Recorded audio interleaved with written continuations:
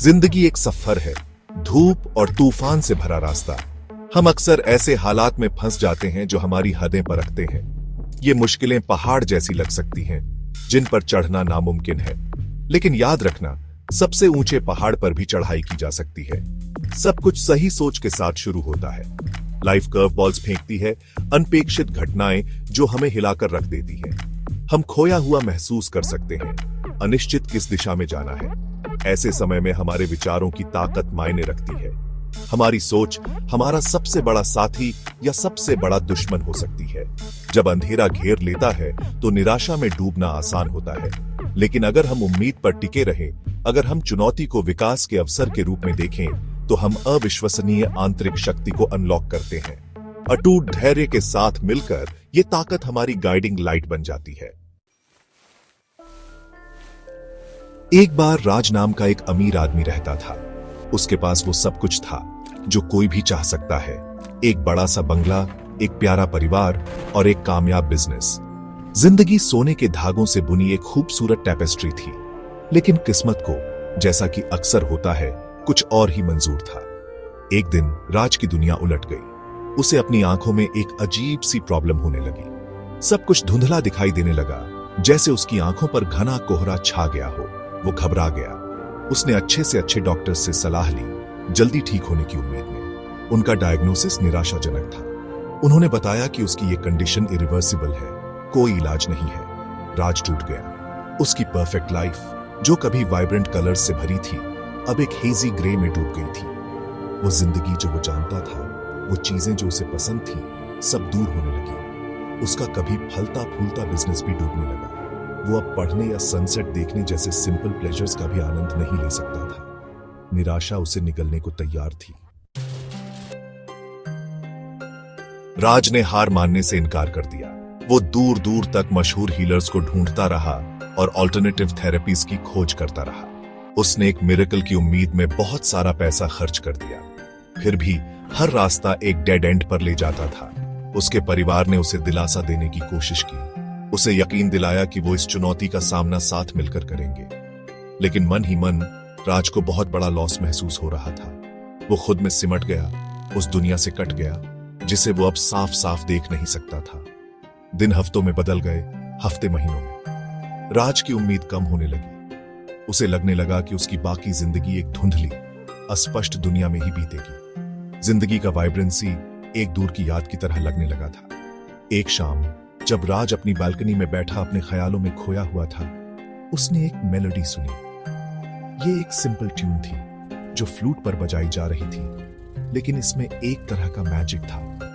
ऐसा लग रहा था जैसे म्यूजिक खुद उसके दर्द को, उस जिंदगी के लिए उसकी लॉन्गिंग को समझ रही हो जिसे वो कभी जानता था। सेक्शन 4, उम्मीद की एक किरण। म्यूजिक ने राज को उसकी निराशा से बाहर निकाला। वो आवाज का पीछा करने लगा। उसका दिल एक ऐसी उम्मीद की किरण से भर गया जो उसे बहुत समय से महसूस नहीं हुई थी। जैसे ही वो एक कॉर्नर से मुड़ा, उसने एक छोटे लड़के को बेंच पर बैठे फ्लूट बजाते देखा।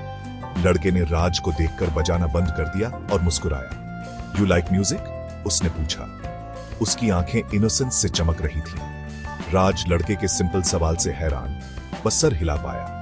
उसने हाल के महीनों में ज्यादा बात नहीं की थी। उसकी आवाज उसके सैडनेस में खो गई थी।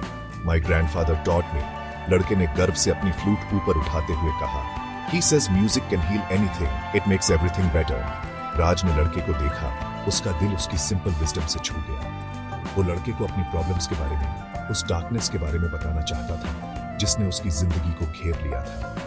लेकिन कुछ उसे रोक रहा था। शायद वो लड़के का प्योर, अनटेंटेड ऑप्टिमिज्म था, या शायद ये रियलाइजेशन था कि उसकी प्रॉब्लम्स, जितनी भी बड़ी उसे लग रही थी, किसी और के लिए इनसिग्निफिकेंट लग सकती है। सेक्शन 5, नजरिए की सादगी। अपने दुखों को बताने के बजाय राज ने लड़के से एक सवाल पूछने का फैसला किया। "Do you ever wish you had more toys like those fancy cars and video games?" लड़का उसे देखने लगा। उसका माथा सोच में सिकुड़ा हुआ था। "समटाइम्स," उसने माना। "बट देन," लड़के ने आगे कहा, "I remember how lucky I am to have my flute, my music. It makes me happy. And when I'm happy, I don't need anything else." राज लड़के की बातों से दंग रह गया। लड़के के नजरिए की सादगी ने उसके अंदर कुछ जगा दिया। यहाँ एक बच्चा था जो सिंपलेस्ट चीजों में खुशी ढूंढ लेता था, जबकि वो अपनी सारी दौलत और पोजेशंस के साथ दुख में डूब रहा था। लड़के के शब्दों ने राज में कुछ जगाया, उसके नजरिए में एक बदलाव।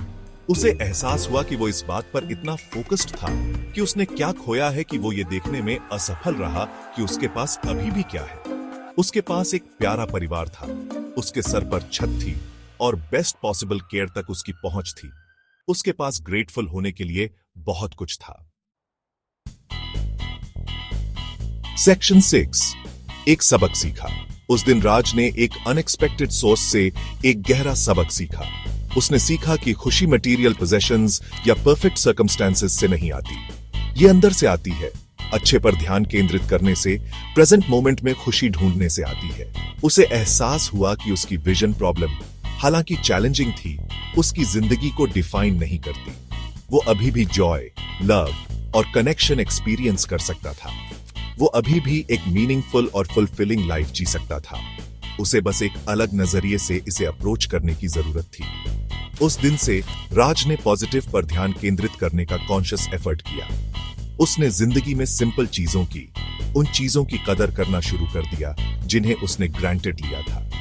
उसने म्यूजिक के लिए, अपने परिवार के साथ समय बिताने के लिए, अपनी त्वचा पर सूरज की गर्मी महसूस करने के लिए अपने प्यार को फिर से खोजा। सेक्शन 7, अंदर की शक्ति। राज की कहानी एक पावरफुल रिमाइंडर है कि हम सभी के पास अपने विचारों को चुनने और अपनी रियलिटी को शेप देने की शक्ति है।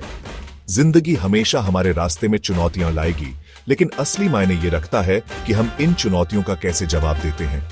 अगर हम डर, नेगेटिविटी और निराशा को खुद पर हावी होने देते हैं, तो हम अपने ही दिमाग के कैदी बन जाते हैं। लेकिन अगर हम उम्मीद, रेजिलियंस और एक पॉजिटिव आउटलुक चुनते हैं, तो हम किसी भी ऑब्स्टिकल को पार करने की ताकत अनलॉक करते हैं। याद रखें, हमारी प्रॉब्लम्स का सॉल्यूशन अक्सर हमारे सामने ही होता है। कभी कभी बस एक अलग नजरिए से, दुनिया को एक अलग लेंस से देखने की विलिंगनेस की जरूरत होती है। अपने विचारों की ताकत को अपनाएं और आप पाएंगे कि आप वो सब कुछ हासिल करने में सक्षम हैं जो आप ठान लेते हैं।